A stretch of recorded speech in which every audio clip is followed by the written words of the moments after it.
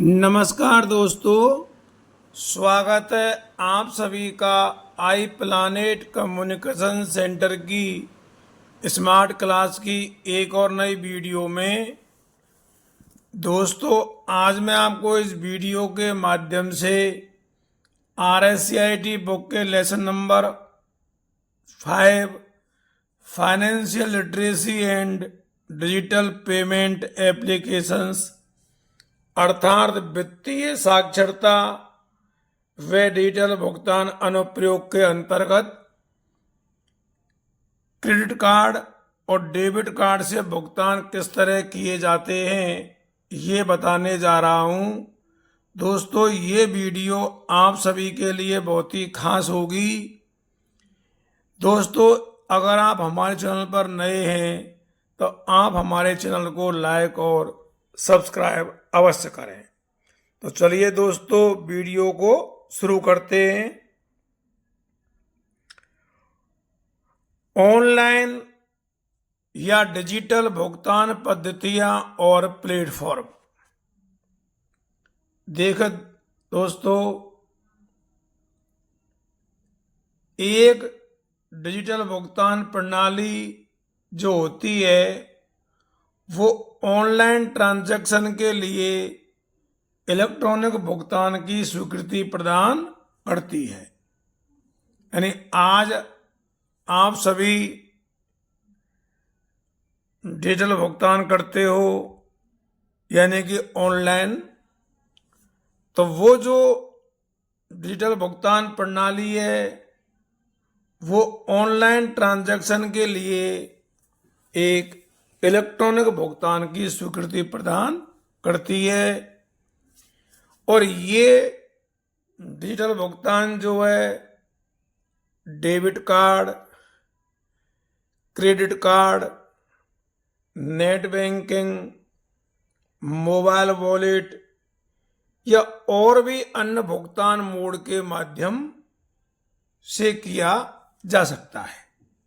यानी आज हम जो भी भुगतान करते हैं डिजिटल अर्थात ऑनलाइन ट्रांजैक्शन करते हैं तो उसको हम डेबिट कार्ड के माध्यम से कर सकते हैं, क्रेडिट कार्ड के माध्यम से कर सकते हैं, नेट बैंकिंग के माध्यम से या मोबाइल वॉलेट के माध्यम से, या और भी आप कई माध्यम है, जैसे आजकल हम QR कोड के माध्यम से भी करते हैं।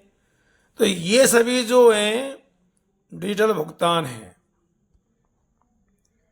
भारत में कई डिजिटल भुगतान प्रणाली और भुगतान गेटवे उपलब्ध हैं। हमारे देश में आज कई जो हैं डिजिटल भुगतान प्रणाली हैं और भुगतान गेटवे हैं जो ऑनलाइन या डिजिटल भुगतान सुविधा हमको प्रदान करते हैं। इन डिजिटल भुगतान प्लेटफॉर्म या भुगतान गेटवे को मर्चेंट्स द्वारा एकीकृत किया जाता है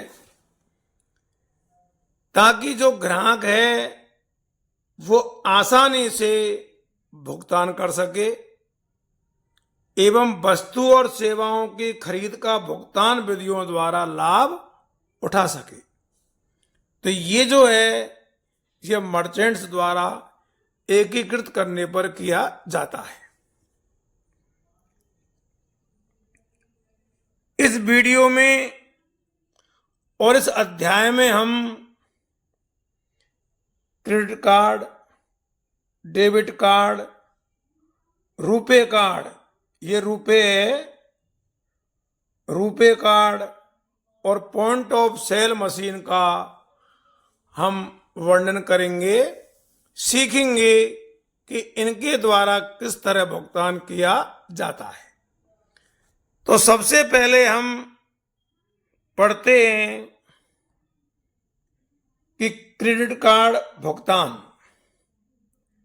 देखिए दोस्तों, क्रेडिट कार्ड छोटा सा प्लास्टिक कार्ड होता है जिसे किसी बैंक या किसी वित्तीय संस्था द्वारा जारी किया जाता है। यानी कि क्रेडिट कार्ड को बैंक या वित्तीय संस्था द्वारा जारी किया जाता है, जिससे धारक जो है सामानों या सेवाओं को क्रेडिट पर खरीद सकते हैं। जो सामान या सेवाएं वो क्रेडिट पर खरीद सकें। यह इलेक्ट्रॉनिक पैसे का सबसे आसान रूप है जो उपलब्ध है, और आज अंतर्राष्ट्रीय स्तर पर इसका व्यापक रूप से उपयोग किया जाता है। और आप में से बहुत से इसका यूज भी करते होंगे और पेमेंट भी इससे करते होंगे। एक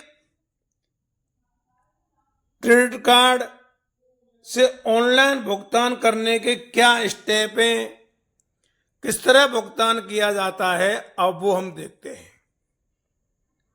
भुगतान करते समय सबसे पहले हमको भुगतान विधि के रूप में क्रेडिट कार्ड चुनने की आवश्यकता होगी। देखिए, जब भी हम भुगतान करते हैं तो भुगतान विधि के रूप में हमको बहुत सारे ऑप्शन मिलते हैं। जैसे हमको माना मिला credit card, debit card, RuPay card, online banking, net banking, QR code. तो इनमें हम जैसे मान लीजिए हम जिससे भुगतान करते हैं, माना हमको भुगतान करना है क्रेडिट कार्ड से, तो हम ये ऑप्शन चुनेंगे। इसको सबसे पहले चुनना होगा, पर आपके द्वारा उपयोग किए जा रहे क्रेडिट कार्ड को चुनने का विकल्प भी होगा। फिर चुनेंगे हम विकल्प। जैसे हमारा जो क्रेडिट कार्ड है ये वीजा का है या मास्टर कार्ड है या डिस्कवर है या अमेरिकन एक्सप्रेस है, कौन सा है, फिर हमको ये विकल्प चुनना होगा। आपने देखा होगा कि डेबिट कार्ड पे भी ये लिखे होते हैं कि भाई ये किस प्रकार का डेबिट कार्ड है। उसी तरह जो क्रेडिट कार्ड होता है इस पर भी ये लिखा होता है कि ये वीजा है या मास्टर कार्ड है या डिस्कवर है। और यदि आपका क्रेडिट कार्ड इस प्रकार के बॉक्स में सूचीबद्ध नहीं है, मतलब मान लीजिए वो सूचीबद्ध नहीं है बॉक्स में, तो मर्चेंट इस प्रकार के क्रेडिट कार्ड को स्वीकार नहीं करता है। वो उसी को स्वीकार करेगा जो उस बॉक्स में सूचीबद्ध होगा।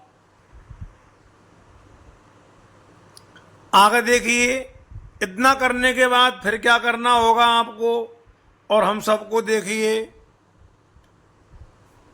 विवरण दर्ज करने से पहले आपको यह सुनिश्चित करना होगा कि एड्रेस बार में एक लॉग प्रतीक और HTTPS है। क्योंकि HTTPS का क्या अर्थ है? Hyper text transfer protocol secured. Log और HTTPS ये सुनिश्चित करते हैं कि जिस वेबसाइट का आप उपयोग कर रहे हैं वह सुरक्षित और सत्यापित है। क्योंकि हम सुरक्षित और सत्यापित जो वेबसाइट होगी उसी के माध्यम से हम जो है पेमेंट करेंगे।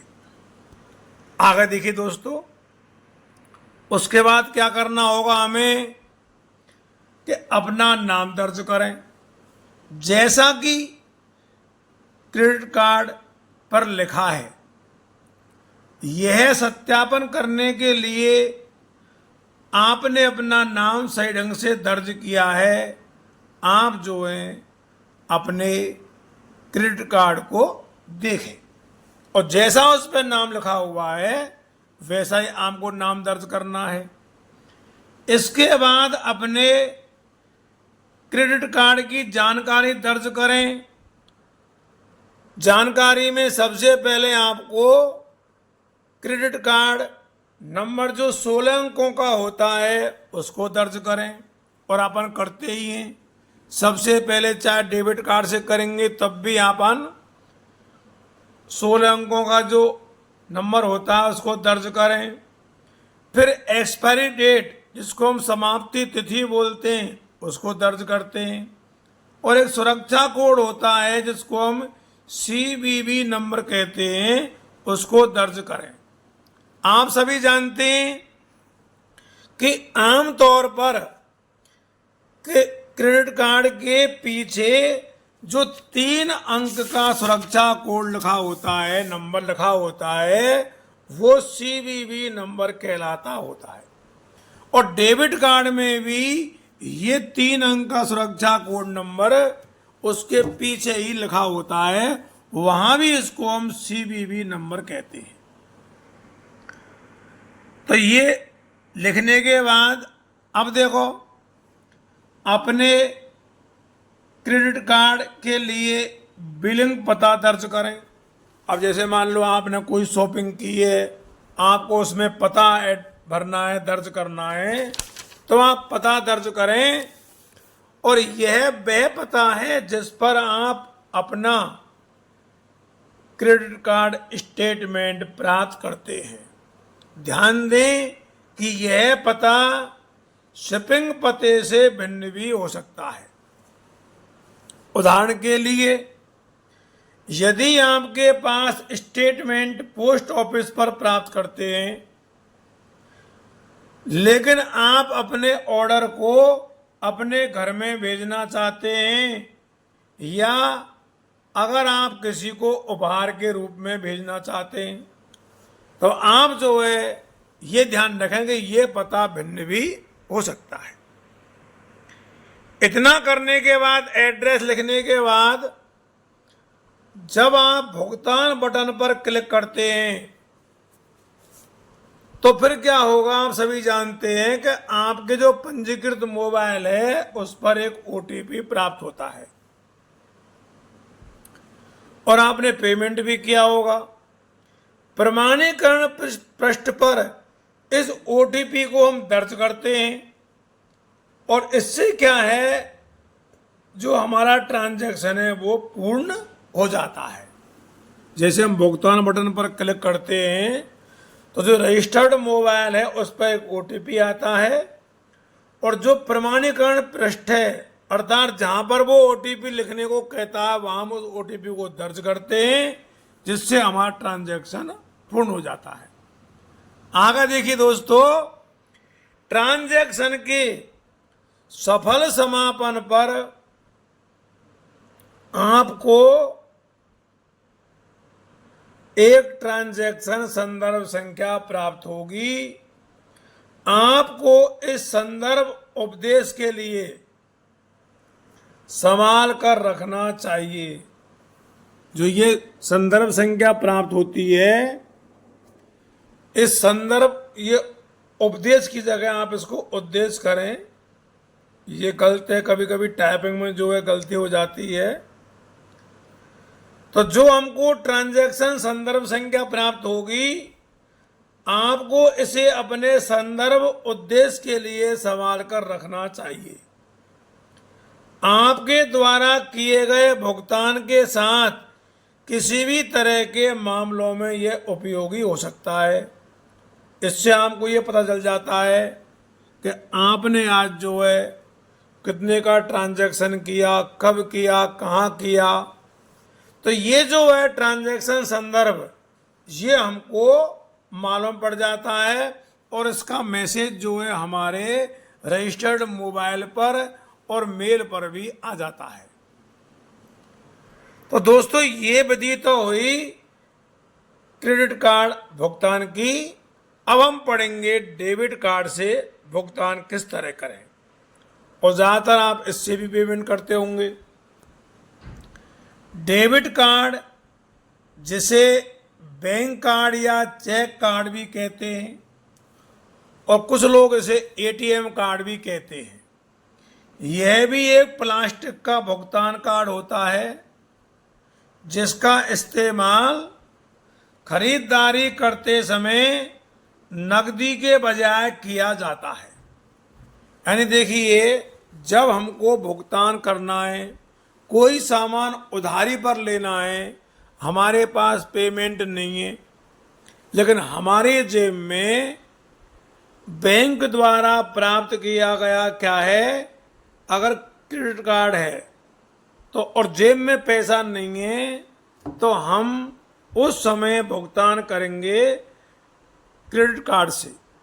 लेकिन अगर मान लो हमारी जेब में पैसा है, लेकिन हम ये चाहें कि हम उसको पैसा नगद नहीं दें, तो उसका हम उस समय हम डेबिट कार्ड से उसका भुगतान कर सकते हैं। यह एक क्रेडिट कार्ड के समान ही है, लेकिन क्रेडिट कार्ड के विपरीत कोई ट्रांजैक्शन करते समय धन सीधे आपके खाते से डेबिट हो जाता है। यानी जैसे ही आप डेबिट कार्ड से पेमेंट करोगे, तो जो पेमेंट है, जो धनराशि है, वो आपके खाते से तुरंत डेबिट हो जाएगी, अर्थात कट जाएगी, पहुंच जाएगी। अब देखिए, डेबिट कार्ड से ऑनलाइन भुगतान करने के क्या क्या स्टेप हैं। स्टेप तो ऊपर जैसे ही ऊपर वाले की तरह ही है, फिर भी आप एक बार देखिए। सबसे पहला स्टेप ये है कि हमको ये सुनिश्चित करना होगा कि हमारे खाते में पर्याप्त पैसा है, यानी बैलेंस हमारे खाते में होना चाहिए जितना हम पेमेंट कर रहे हैं। दूसरी बात, मर्चेंट वेबसाइट आपको भुगतान विधि चुनने के लिए कहेगी। यहां पर देखो, ये फिर गलती है, ये रहेगी नहीं है, इसको आप कहेगी पढ़ो, क्योंकि कभी कभी क्या है, जो है टाइपिंग में गलती हो जाती है। तो यहां ये है, आपको अपनी भुगतान विधि के रूप में डेबिट कार्ड चुनने की आवश्यकता होगी। फिर हमारे अगर खाते में पर्याप्त बैलेंस है, तो फिर हम डेबिट कार्ड का ऑप्शन चुनेंगे। और कुछ मामलों में मर्चेंट वेबसाइट हमको भुगतान गेटवे पर रीडायरेक्ट भी करती है। अगर हमारा भुगतान, जैसे मान लो हम वीजा, मास्टर कार्ड, इस तरह के ऑप्शन हमारे पास नहीं है, या हमारा कार्ड इनको स्वीकार नहीं करता है, तो जो मर्चेंट वेबसाइट है वो इसको रीडायरेक्ट भी कर सकता है। आगे देखिए, विवरण दर्ज करने से पहले आपको ये सुनिश्चित करना होगा कि एड्रेस बार में एक लॉग प्रतीक और HTTPS है, या HTTPS का अर्थ है hyper text transfer protocol secured. Log और HTTPS ये सुनिश्चित करते हैं कि जिस वेबसाइट का आप उपयोग कर रहे हैं वह सुरक्षित है और सत्यापित है। यानी उस पर लिखा होना चाहिए HTTPS:/। इससे ये पता पड़ जाएगा कि हमारी जो वेबसाइट है वो सुरक्षित है और सत्यापित है। इसके बाद आपको जो है अपने कार्ड का नंबर, वही जो 16 अंक का होता है, CVV नंबर डालना है जो कार्ड के पीछे 3 अंक का होता है।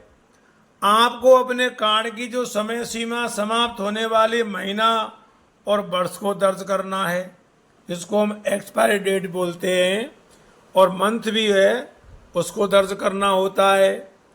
कार्ड धारक का नाम भी उसमें आवश्यक हो सकता है। अगर वहाँ पे कार्ड धारक का नाम भी पूछे तो जिस तरह आपके डेबिट कार्ड में नाम लिखा हुआ है उसी तरह आपको नाम लिखना है।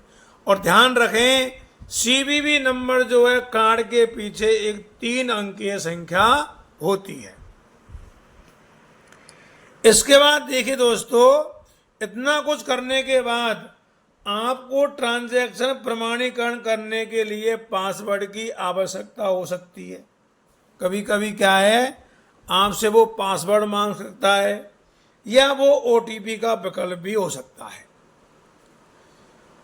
यदि आप यह विकल्प चुनते हैं तो आपको बैंक से मैसेज या ईमेल के द्वारा एक पासवर्ड भेजा जाएगा और पासवर्ड केवल एक बार प्रयोग किया जा सकता है और यह केवल सीमित अवधि के लिए ही वैध रहता है। सीमित अवधि के लिए ही क्या रहता है, ये वैध रहता है, जो आपको पासवर्ड जो है दिया जाता है। और वैसे आप ज़्यादातर जानते हैं कि जब भी हम ट्रांजैक्शन करते हैं ऑनलाइन तो हमारा जो रजिस्टर्ड मोबाइल होता है उस पर एक ओटीपी आता है।